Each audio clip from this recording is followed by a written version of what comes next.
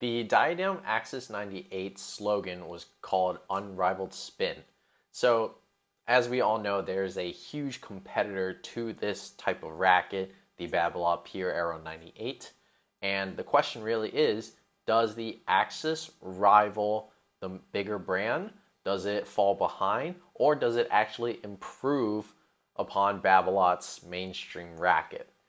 My name is Tony from Always Causing a Racket, and this is the review for the Diadem Axis 98.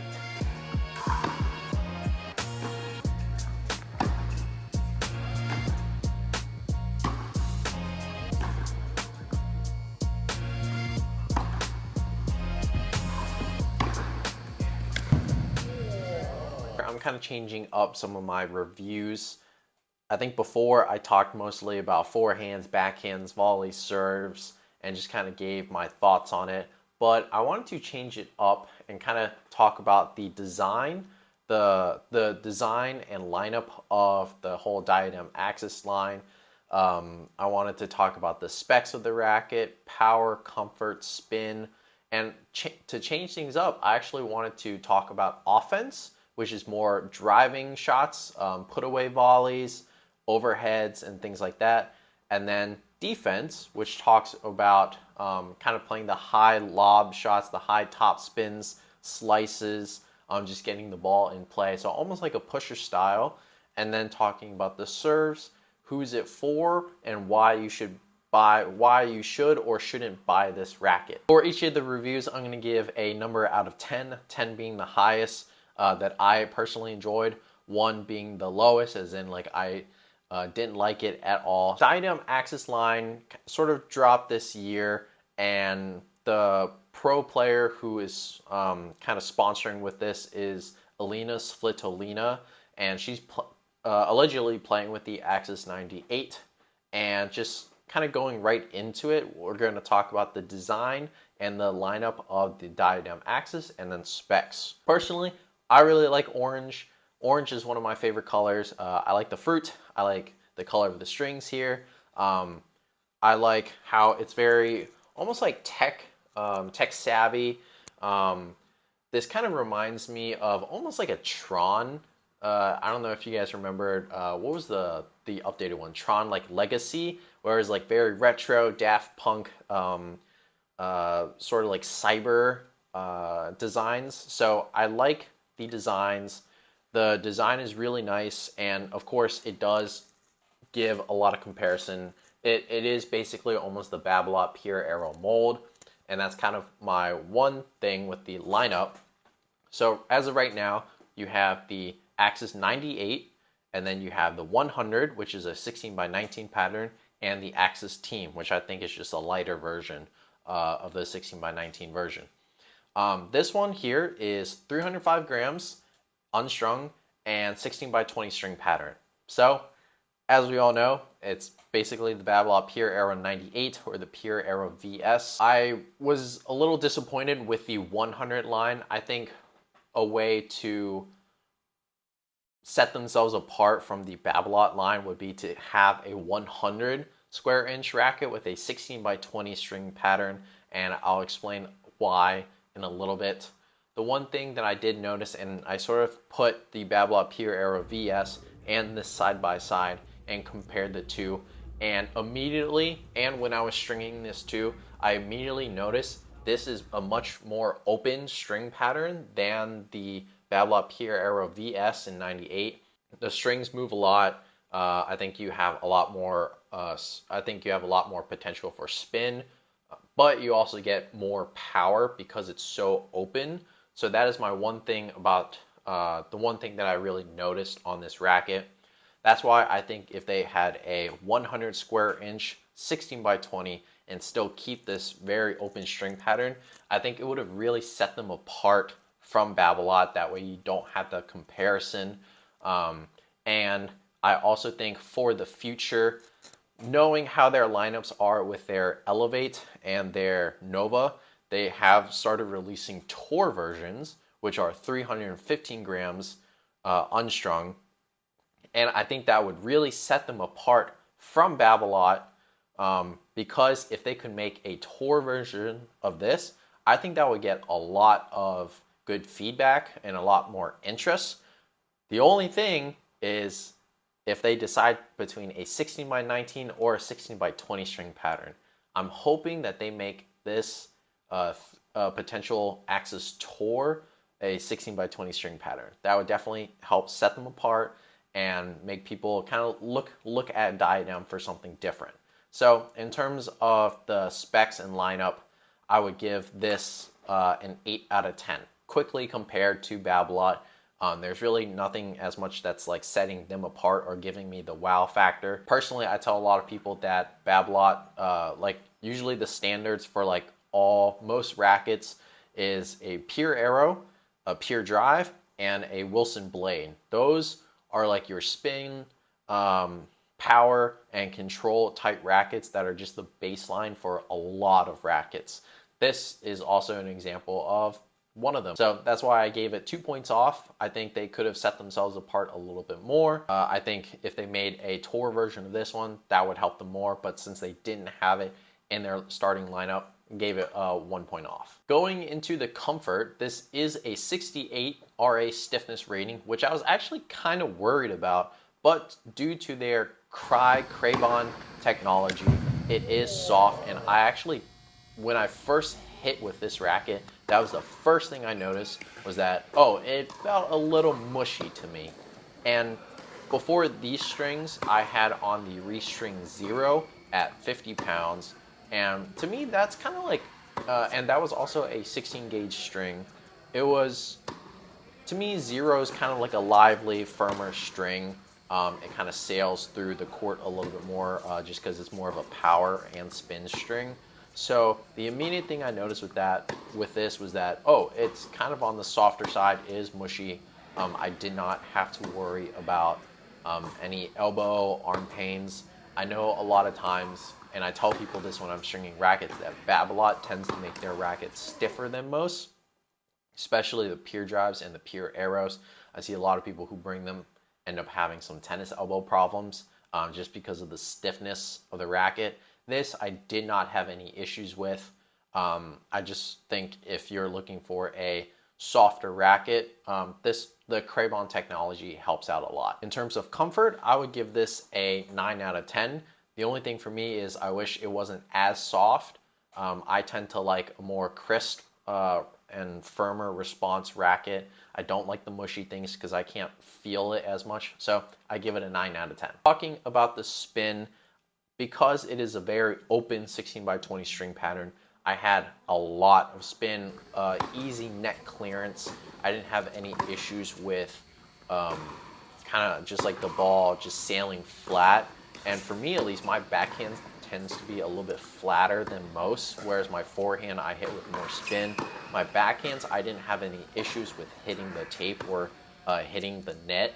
I did get enough good depth and clearance with the spin. So comparable to, I haven't really hit much with the pure Aero VS and the Aero 98, but I did get a lot of spin from this. And I also like shaped strings such as 0, Caviar, Tourline Caviar. So I like my hexagonal shaped strings, and I think that helps with the shape and spin of the ball. So I definitely got a lot of spin through this. I give this a 10 out of 10. In terms of power, I actually had some issues with this. So when I was stringing this with Restring 0, I tensioned it at 50 pounds because that is the normal tension I use for my Yonex E-Zone 98. And I was playing indoors most of the time because it's been really crappy weather here. And I actually had some issues with overhitting and the ball sailing because I think it was just, there was too much power from this, which I thought was very interesting. The Restring 0 strings, because it is sort of the glossy coating on it, the strings were moving a lot. And I actually wore it down almost to breaking point within an hour and a half. So the strings were moving, which is very rare for me for a Restring 0. But I didn't let that stop me. I cut out the strings and I did try their Pro X, a hexagonal 16L gauge string. this basically gives me like a Tourline Caviar 16L comparison, and I went up 4 pounds for this. It felt a lot better. Didn't have any issues with stiffness as well with the higher string pattern, higher tension, sorry. I think because this doesn't have the gloss coating like Restring Zero, the strings didn't move as much. You know, this is after sort of like 3-4 hours of hitting with this. So the strings didn't move and I had better control. I guess like some strings don't work well with the more open string pattern. I think you kind of need a racket, or I think you need a string that doesn't have one of those gloss coatings, kind of like Tourline, Wasabi, or Restring Zero. I actually think something like Tourline Caviar, your typical Hyper Gs, you had to go up a lot in tension to adjust for this. Usually I've been enjoying my 48 to 50 pounds. Sometimes I've been playing 52, but 54, it's been a while since I've strung that high for myself. And that could potentially lead to, you know, stiffer, having the frame be stiffer and potentially leading to elbow issues. So that's my one knack. I think overall I would give the Power a 7.5 out of 10. Going into the offense, with offense I wanted to focus on driving, stepping into the ball, and attacking, going for the winners, going for the attack volleys, drive volleys, put away shots, overheads, and things like that. With the offense shots, I felt that I could attack with a higher tension without overhitting. I think because it is a little lighter, the shots don't have as much depth as I want, or pace.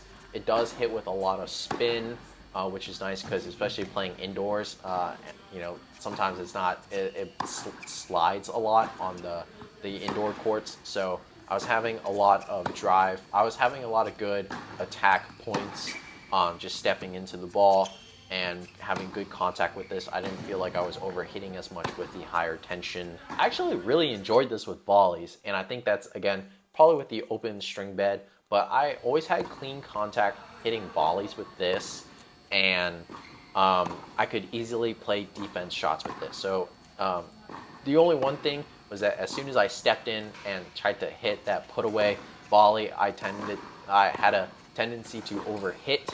So the ball would kind of sail a little bit more, or I would just kind of overhit it out. But playing defense with this was really good.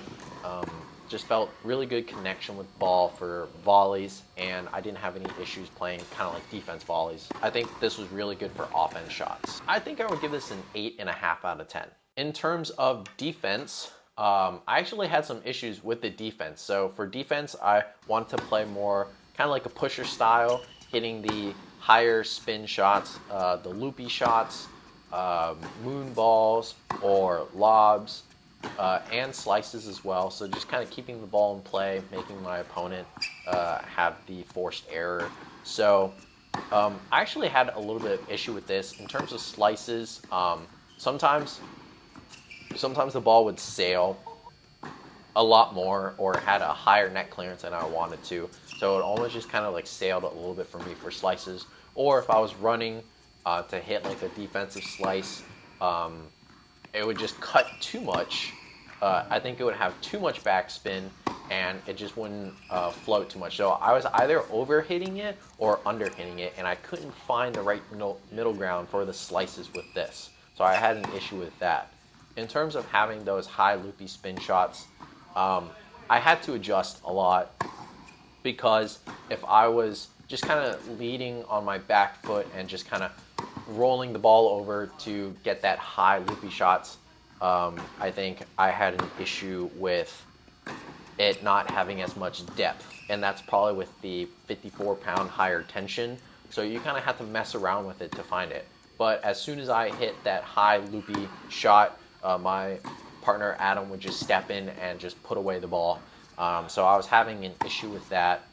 But you know, when I kind of mixed it up and when I kind of stepped in and played more pusher style to just kind of step in and hit the high loopy shot, there was a lot of spin, but again, there still wasn't as much depth as I wanted it to. So I was having kind of like that, I was kind of finding my loopy spin shots to either go right at the service line or out because it was just kind of sailing a little bit too much. So in terms of defense, I would give this a 6.5 out of 10. Serves, I actually really liked this on serves. This was kind of one of my favorite ones where the serves just kind of like clicked in for me with this racket.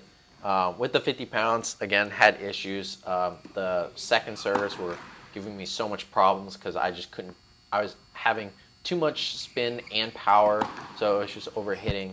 With the 54 Pro X, it was a lot better, and I could drive my serves for the first serve. I could hit with a little bit more power, and it would still stay in the court. Second serves, I had a lot of kick to this. It would bounce off the court pretty high, so I think serves were really good. Didn't feel any stiffness or anything. Yeah, I would give the serves here a 9.5 out of 10. The only like half point was like nothing really wowed me. And again, that mushy feel, it's kind of hard to kind of like feel that connection for the serves. So again, if it was just a tad firmer, I think I would have had a crisper response, and I would have liked that more. In terms of who is this racket for, why you should potentially not buy this racket, and the comparison to its main rival, you know, does this have unrivaled spin? I think that's a stretch, because obviously, you know, as soon as I posted a picture of this racket, everyone was just like, oh, that's just a Babolat Pure Aero. Okay, what's going to make me change from a Pure Aero to this? So kind of thinking about it, right? If you like the Pure Aero, but you want something softer, and if you want something with a little bit more power than control, I would go for this. This to me is sort of like if a Pure Aero and a Pure Drive mixed together, and you had the power and spin.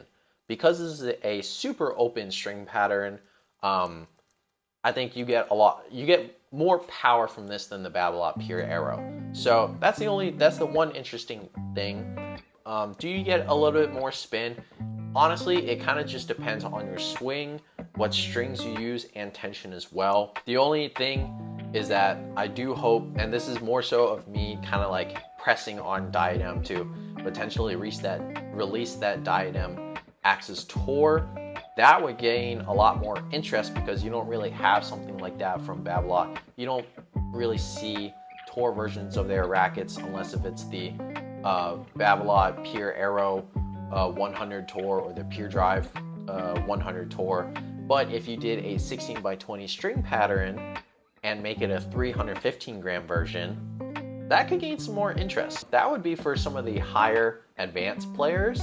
And if you could potentially just make this tighter, like a tighter string pattern, I think that would really sell.